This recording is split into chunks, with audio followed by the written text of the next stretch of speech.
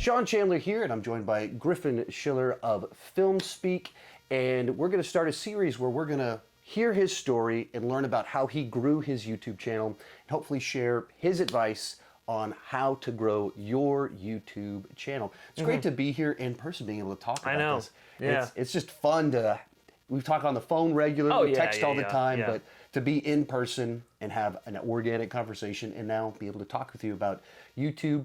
I know you have a lot to share. Every time we talk, you have all these new insights about all kind of the film world and industry that helps me like kind of grow. And then your YouTube channel over the last year and a half has just knocked it out of the park. And in particular, with average number of views per video, yours is like double mine, which is very cool. It's, I've been very fortunate and lucky, to say the least, when it comes to that.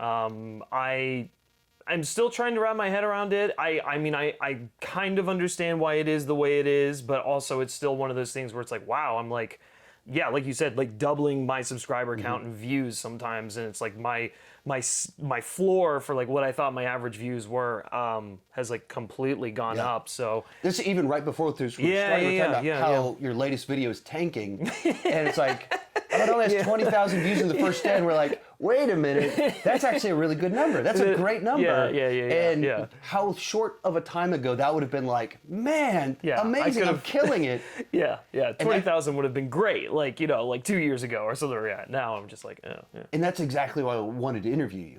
Because you found something out. Something clicked, and you found something that worked, that people are really resonating with. And it's not just one video. It's been going on and only growing.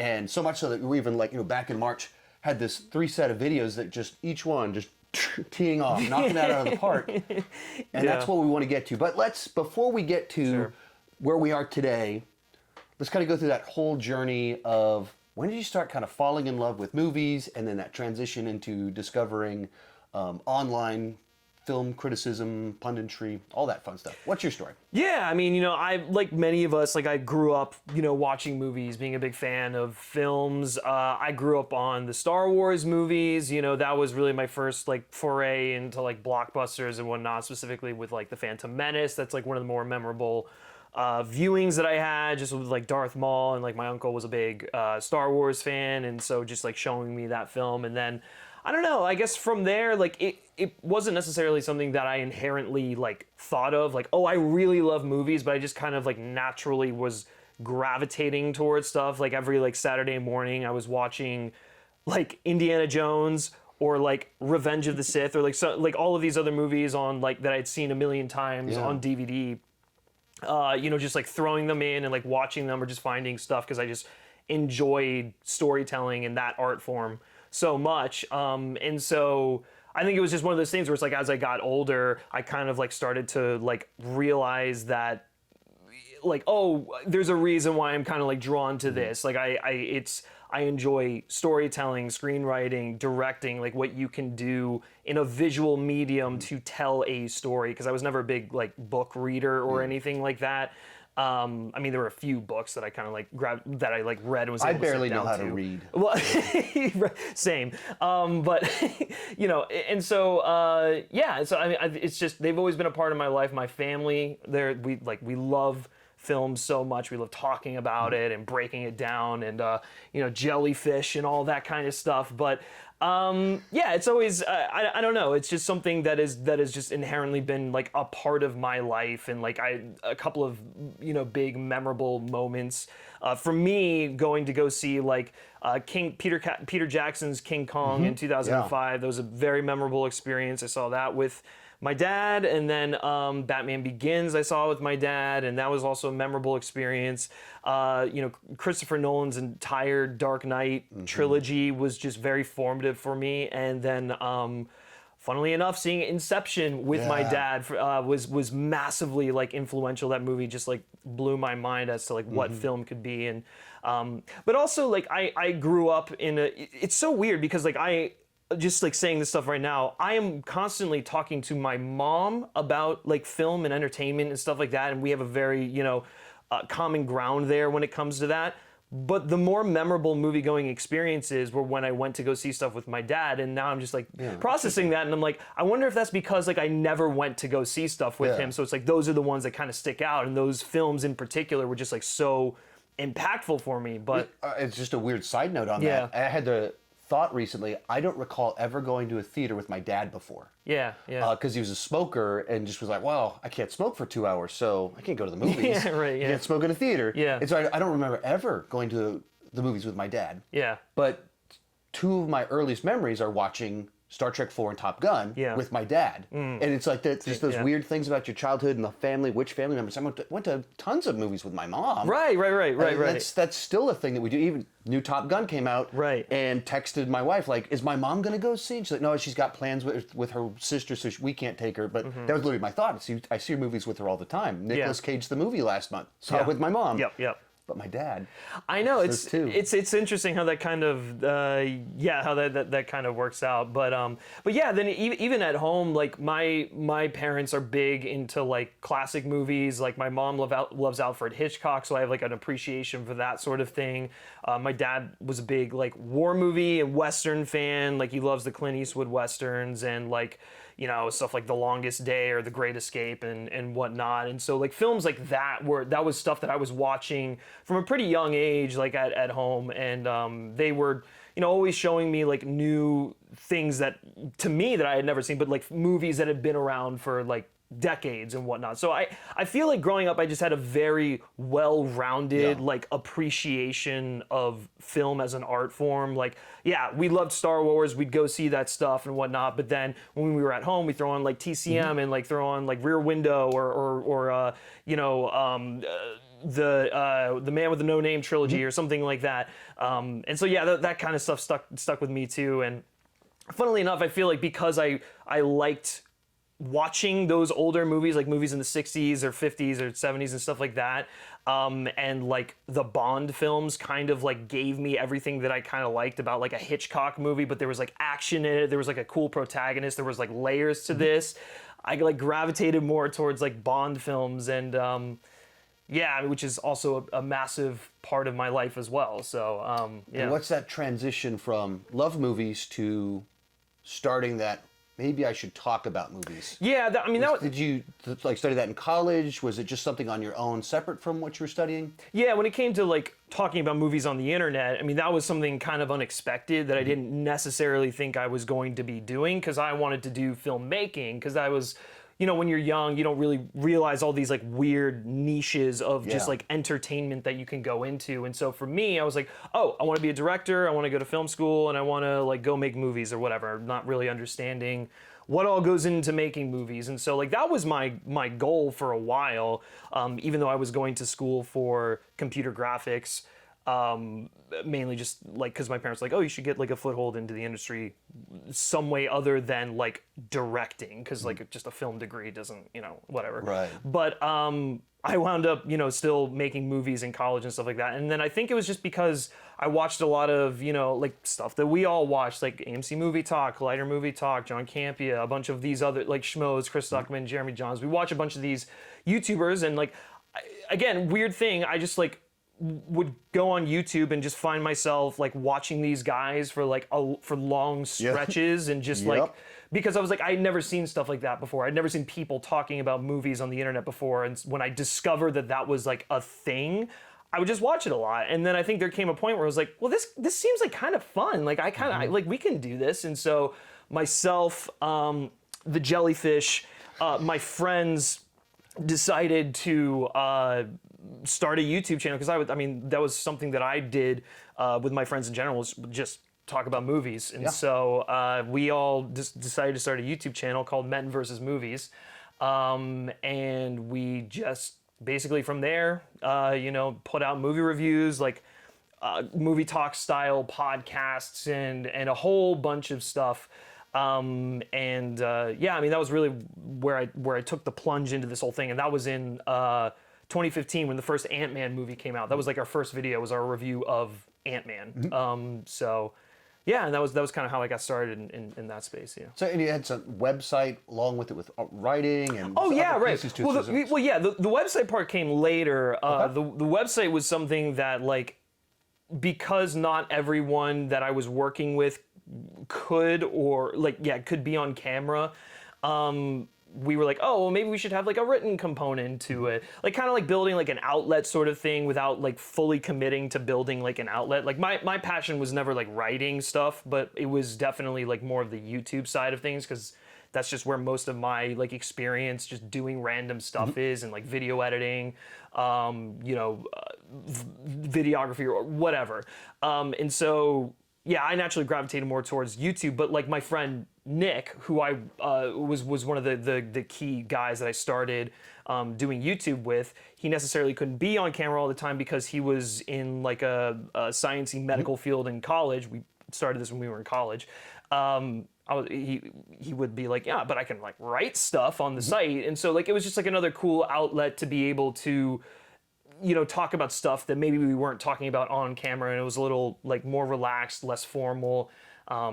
And like now the website has become like its own thing, kind of like separate from the YouTube channel, but it still has kind of retained the same purpose, which is just like, if people want to talk about X, Y, and Z, this is like a great platform for people to, get experience writing and talk about X, Y, and Z. And it's just like purely for fun and for like opportunities that you may not get on your own or stuff like that. And legitimately, one day I just got in at a press screening, and the person behind me, there's a little bit of mix up on getting on the list. And the person behind me is like, yeah, I write for this, I write for this, I write for Filmspeak. Like, Filmspeak, Griffin? Yeah. So legitimately, that was a thing that happened. A guy got on the press screening because he mentioned them. So you graduate college, you decide to move to LA.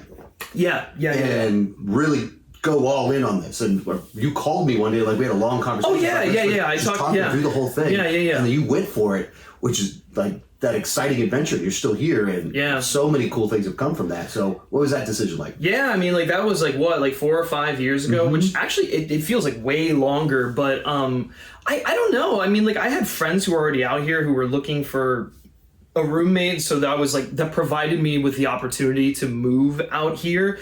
But then I was also like, do I need to do that, or what? Like, is it going to be helpful for me, or in what capacity? And I think just like after like talking with various people, yourself is just sort of like, well, why wouldn't you? Like, what are you not going to, or like, there's so much you can just like get from being out there from just like an industry standpoint, whether it's like access, networking, just the fact that this is where like all the entertainment industry is. You get like a completely different experience just sort of like living out here than you would living anywhere else. And it's like we said at the beginning, every time I'm out here, little things that I learned so much. And we went to Star Wars Celebration yesterday, and we're just standing there, and all these people that you just know and have connections with, just by being here, it's so much easier to network, because this is where everyone is, this is where all the studios are.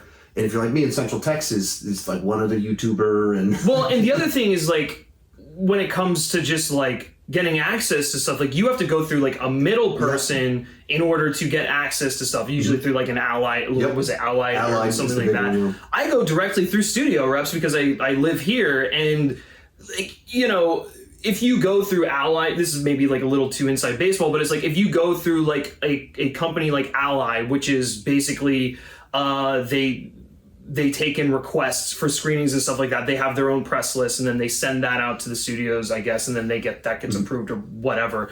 Or the studios like work with Allied in order to set up screenings, and then they let people in and whatnot. When you're on like an Allied list, I feel like you guys are set. Like you're all good. You just get the invites and you can just sort of like go. For me, I feel like I'm always like I do get a lot of like invites, but like I'm always having to go through the studio publicist, and I'm just like I'm always sending emails and stuff, and it's like it'd be nice if I just like had a list where I could just like get the invites and I wouldn't have to worry about it. But it's I don't know. I like creating those connections and just like building those relationships, because there's a lot of stuff that only happens out here that you can only get if you like know those specific publicists. There's a lot more hoops. It's not as streamlined, but there's also a lot more that happens. And why this is a good conversation is that the conversation we had was if I was 22, didn't have a wife and kids, and I had a potential safety net if I if I shipwrecked, moved to LA and shipwrecked and it didn't work, could my mom buy me a ticket and get me home? Yeah, exactly. Yeah. And the answer is she could. And that's the sort of thing like worst case scenario, can your family bail you out? And in which case it's kind of like, if that happens, you just do what you would have done anyway. Right. And you get a year or two just making amazing memories. Just being here, trying to be in the film industry, do whatever, like you just, so much happens here that you get interesting stories, and that immediately happened. All these amazing opportunities. I mean, it was just like really cool, and like some of this stuff like happened just because like I also decided to go to like film festivals, and then I met like other journalists who like lived in LA. So like when I would come back to LA and we would start going to screenings, like I'd be like, oh hey, how's it going? And then you just like, you know, create these friendships and these relationships with people, and that just ultimately helps the whole experience be that much more fulfilling, you know? But yeah, I mean, like I was fortunate enough where I had like a family who like wanted me to pursue what I was doing and wanted me to succeed. So they were like, go do this. Like if you need help, we're like willing to help you out, which I feel like that is important to have a family that, and not everyone has that. So I understand, like I'm very fortunate in that regard, but like it is important, I feel like, to have a family that does support you in that regard, so that you know it's like, okay, if I do fail, like I have like, you know, people there to kind of like catch me if I fall, like you said. But yeah, I mean, it also just kind of worked out where it was like my family was moving out of the area that I had lived in for all my entire life, and I didn't want to go to an area that just like sucked, you know? So it was just, it was like really far removed from like a lot of stuff. And so I would have either had to like find my own place in my hometown, and that just didn't feel right to me, or just like go out to LA with like a bunch of friends and like do this whole experience and like help my own career grow, which thankfully it has. So yeah, it was definitely the best decision I ever made, for sure. It's like crazy, ballsy, scary, but man, that's when cool stuff happens. And we could list off all these interesting people you've been able to interview, connections you made, all these amazing stuff, but should say that you came out here and did the hard work and it paid off. But final little piece on the year, and then with YouTube, the last year and a half, without going into specifics, because that's what we'll talk about in the next couple of parts. What kind of that final little year and a half of kind of finding your little spot? Yeah, so I mean, like so many of us in this space, I feel like I was just doing movie reviews for like such a long time, and I was like constantly trying to figure out like, why is my channel not growing? Why are my videos not getting traffic? Why, like, what's like the thing here that I need to be doing in order to see a change in like the growth of the channel?